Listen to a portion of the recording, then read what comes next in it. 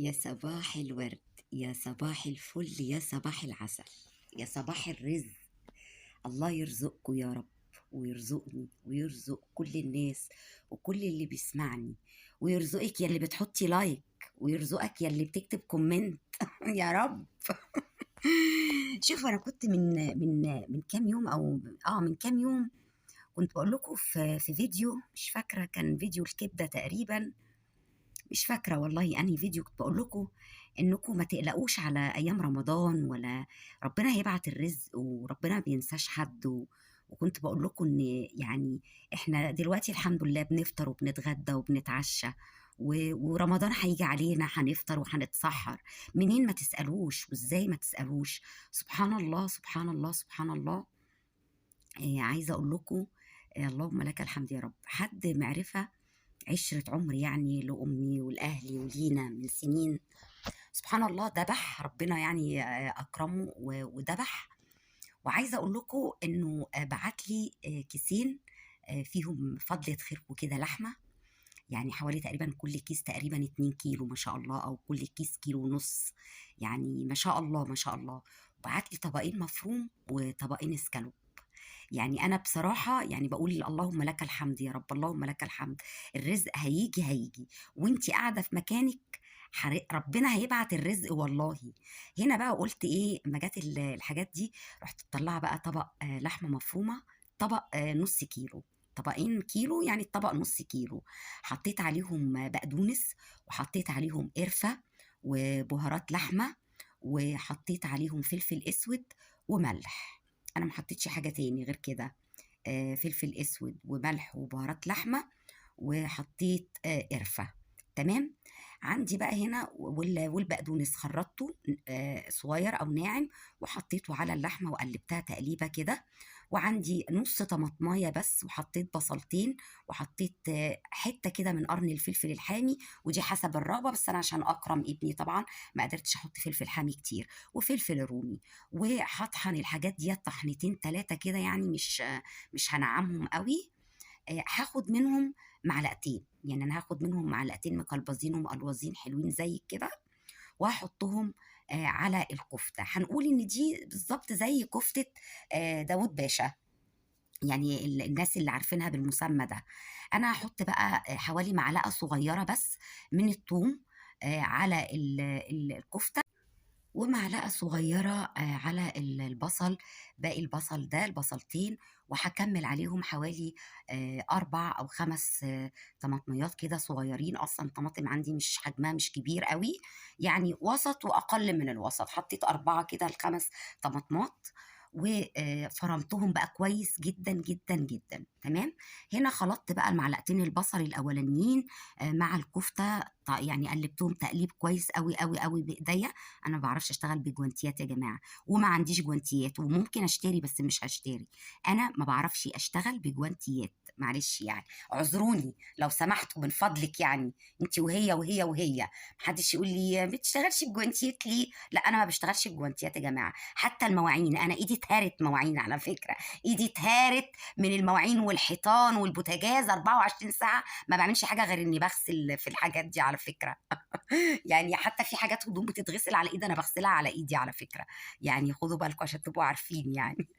فانا بهزر طبعا والله معاكم، بس دي حقيقه، انا ما بعرفش اشتغل بجوانتيات، دي حقيقه يعني. المهم انك هتدعكي الكفته كويس، وهتكوريها كور صغيره، الحجم بقى اللي انت عايزاه يعني. هنا بقى دي الليه، الطعم بقى والريحه بتاعت الليه اللي هي ايه، تقليد السمنه البلدي.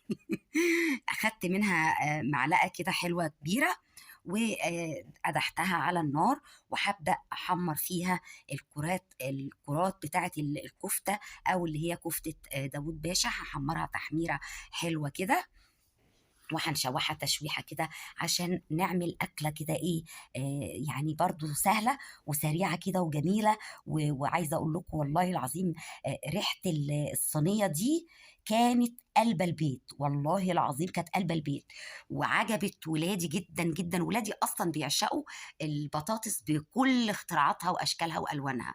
يعني عايزة أقول لكم كده إيه، البطاطس دي لا مفر منها، لا مفر في كل بيت.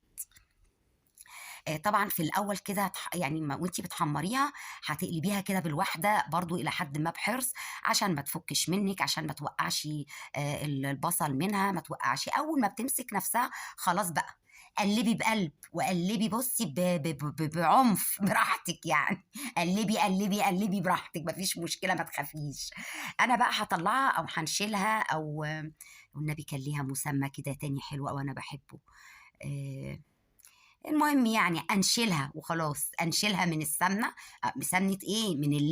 من الليه، واخدين بالكم؟ انشلها من الليه. والخلطه بقى، الخلطه خلطبيطه اللي انا عملناها دي في الكبه، الطحن ده. بص انا طحناها، مش عامله عصير طماطم، يعني مطحونه. تقدري تبشري الطماطم، وتقدري تبشري البصل على فكره. يعني لو اللي ما عندهوش كبه يا جماعه، البديل للكبه انك تبشري. يعني ايه؟ تبشري بالبتاع الستانلس دي، اللي احنا بتاعت زمان دي، اللي كانت بتعور ايدينا دي، دايما بقول لكم عليها دي، والمصحف عندي وبستعملها على فكره. في حاجات لازم ابشر بيها يعني. هحط بحدتين مرقه. حطيت واحده مرقه اللي هي الفراخ الفوريه، وحطيت واحده مرقه خضار. واحط ملح وكزبره وشويه فلفل اسود، بس مش كتير عشان ما اغمقش الصلصه. وبس كده، مش هحط اي حاجه تاني يعني. احط شويه كزبره، هنشوف دلوقتي. عشان الفيديو ده بقاله يومين. خدوا بالكم ان الفيديوهات دي عشان انا كان عندي ليله كبيره كده. او هنحط الملح طبعا ايه، بس مش هنحط ملح كتير، عشان احنا حاطين ايه، وحدتين مرقه، فناخد بالنا ان المرقه بتحدق الاكل طبعا. بصوا اوعوا الحركه، الفلكلور بتاع كل الستات، بعد ما نشوح الطماطم والخلطه دي والبصل تشويحتين حلوين كده، هنمصمص الشفشق كده بشويه ميه، وايه، ونسقطهم على الخلطه دي. وبعد كده بقى ننزل بايه؟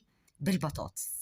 نحط البطاطس كده ايه، مغسوله ومتقطعه دواير كده، وهننزل بالبطاطس. وبعد كده ننزل على ايه، على البطاطس بالكفته بتاعتنا. ننزل، اوعي تسيبي حاجه في الطبق، اوعي، ده الصوص والبهاريز كله بينزل في الطبق من ركنتها، خدي بالك.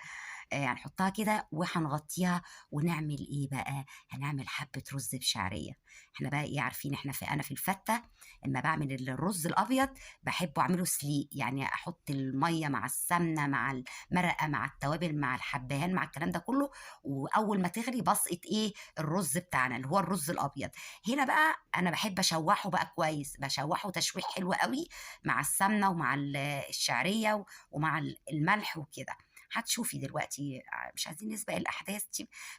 مش عارفه متسرعه، انا متسرعه. وكالعاده لازم حبه الزيت مع حبه السمنه للرز، لازم حبه الزيت يا جماعه، عشان يبقى مفلفل ومفرفر وبيلمع وكل الحاجات وكل الحركات والتكات. هنحط بقى مج كده من الشعريه، ومع مج الشعريه ده نحط ايه، الرز بتاعنا برضو بعد ما تتحمر الشعريه. خلوني معاكم كده اما اتابع معاكم. انا زيكم بتفرج على فكره، والله زيكم. انا اشوف واقول لكم. اعتبروا نفسكم بتقروا نشره الاخبار، تشوفوا الحاجه وتقولوا قلبت تقليبه. نفسي كده حتى في الكومنتات حد يسأل سؤال، حد يتناقش معايا في حاجة، حد يقول لي على حاجة. لما كده أجي أفتح فيديو كده أقول المتابعة الفلانية فلانة الفلانية سألت السؤال الفلاني نرد عليها، واحدة قالت كذا مثلا، أنا أقول رأيي والناس تقول رأيها. شاركوني يا ناس، انتوا بتتفرجوا بس، شاركوني. حتى اللايكات بتستخسروها فيا، والله العظيم ده أنا أستاهلها، والله أستاهلها. طيب ماشي، انا راضيه بمشاهداتكم، مفيش مشكله. هنحمر الشعريه كده ايه، وناخدها تقلبتين وتشويحتين كده ايه في السمنه والزيت. بصوا انا ما بحبش اغمقها قوي، انا بحب لونها الذهبي ده. انا يعني في ناس بتحب تغمق، انا مش بحب اغمق الشعريه، انا بحب لونها فاتح. يعني حتى لما بتسقطي عليها الميه ما بتفتحي كمان سنه. انا بحبها مع الرز لونها فاتح كده يعني. ماشي ماشي. هنقلب بقى. حطينا بقى ايه الرز، وهنحط شويه الملح بتوعنا.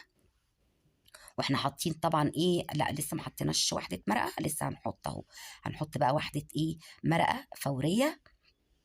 على فكره مش معنى ان انا بحط مرقه يبقى الاكله مش هتنفع من غير المرقه، لا على فكره.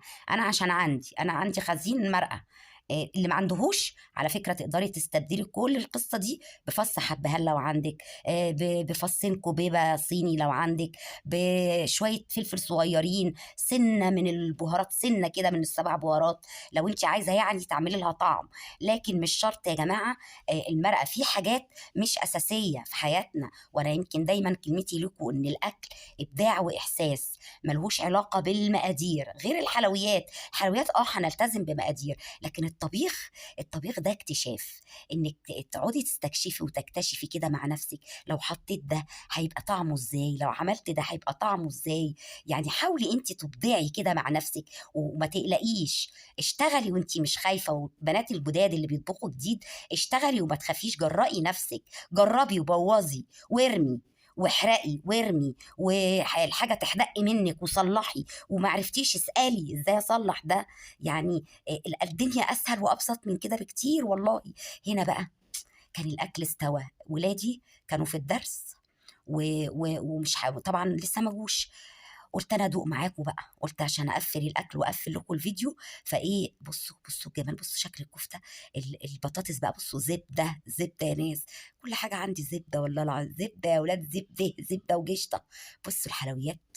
اكل انا بقى، ادوق انا ادوق يا ناس، انا ادوق طبعا. بصوا انا بشوقكم صح، انا نفسي والله كلكم تدوقوا، وحياة ربنا انا اتمنى يعني اعمل عزومه كبيره، ربنا يديني يا رب، ربنا يديني يا رب، واعمل عزومه كبيره جدا جدا في مكان، والله باذنك يا رب، ان شاء الله ان شاء الله اعمل عزومه كبيره كده في مكان كبير لكل المتابعين اللي يقدروا يجوا يحضروها. ادعوا لي، دعواتكم وقفتكم جنبي. وده كان الفيديو بتاعنا النهارده، اشوفكم في فيديو جديد.